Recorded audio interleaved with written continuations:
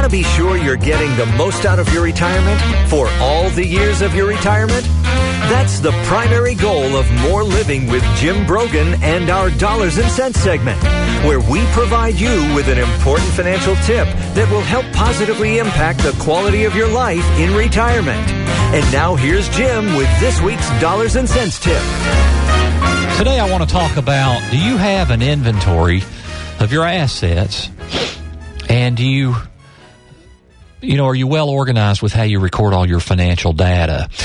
There's twofold reason for this. One is, if something happens to you, your loved ones will be able to pick up the pieces easily at a very, very difficult time, where maybe that's the last thing you want people to have to worry about. And then the other is, do you really understand what your assets really look like? It's kind of interesting. When we were talking with Congressman Duncan, I was reminded, he talked about millionaires.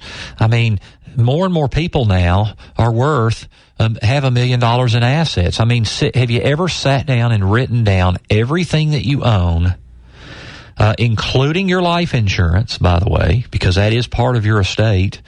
Have you ever written it down and really added it up? And so here's, you hear people talk about balance sheets and income statements and all that kind of stuff, and it might be kind of, how do I go about putting that together? Here's what you need to record, and you need to write down.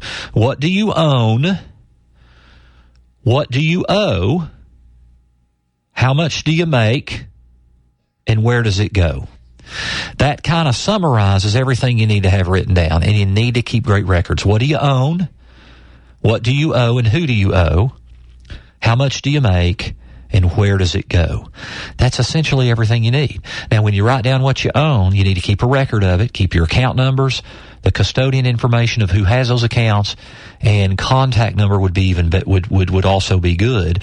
And that way, if something happens to you, your loved ones can pick up those pieces and have all that stuff organized. But you need to have that organized anyway, so you have a better understanding of what your picture looks like. And if you've recorded what you own, what and who you owe, how much you make, and where it goes, that's everything you need to know. I mean, basically, that is your balance sheet and your income statement, your P&L, whatever you want to call it. You write those 4 things down. You're on top of it. Keep it recorded. Now you have a true picture of your financial picture, and if something happens to you, your loved ones have a good picture of your financial picture.